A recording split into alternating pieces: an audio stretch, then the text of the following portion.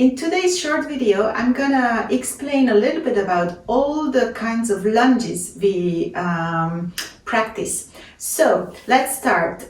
You can have a block nearby because you might need it or might not. The first one is the low lunge.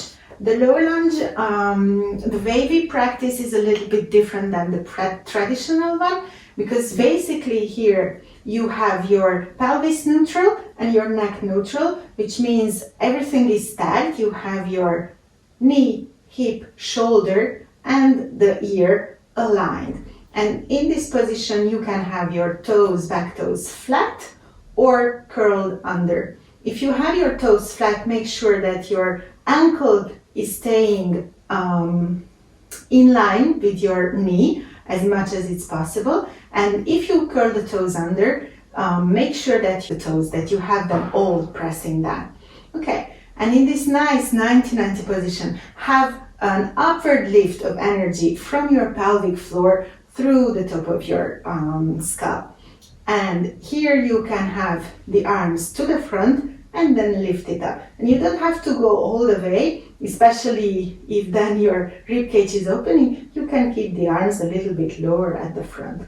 Okay? We can add a rotational component to it. So you might need a block, and then you position your shoulder. This one I already explained in a previous video, you can check it out. You secure your shoulder, then you turn your torso, and you lift maybe an arm. Absolutely, without using the block in this rotation.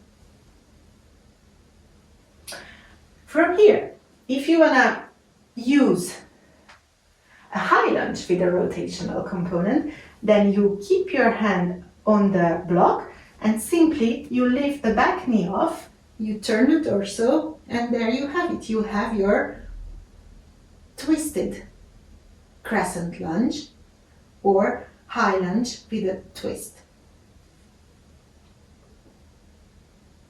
You can also have the block on a highest setting,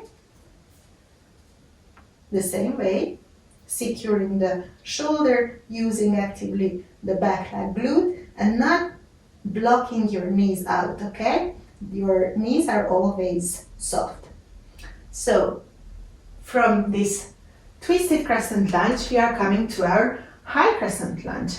And again, high crescent lunge means that you can have your hips facing forward, and then you don't need to exaggerating the curve in your lower back. You keep your pelvis neutral. So basically you would just, lift the knees off the ground and stand up to come into your high crescent lunge. And I'm actively really pressing down through all toes to have again this upward lift of energy at the whole front body. I'm zipping back the pubic bone towards the sternum, and here the same way I can lift and raise my arms. And then we have the side lunge, which is a lateral position. And in side lunge you will have your feet parallel and we'll weight shift from side to side. We'll hinge from the hips a little bit, not diving with the chest, but hinging from the hips as we sit back to our glutes. And from that position, with the knees staying over the ankles, we'll weight shift from side to side. And the same way as we often keep our spine and neck neutral, this doesn't change here either, okay? I show it from the side. So you have your feet parallel, and then you sit back to your glutes and you start to move side to side.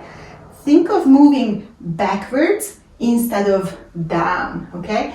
Here the goal is to feel the lateral movement and not necessarily the going down, okay? And the last lunge I would like to show you is what we call the tilted crescent. So you can come to a tilted crescent from a standing position where you have your skull, scapulae, sacrum aligned, your triple S in effect, and then you simply put your hands on your waist and step back with your right or left foot, doesn't matter. And once you have your back toes pushing down, then here you will do the same hip hinge we just did in the side lunge.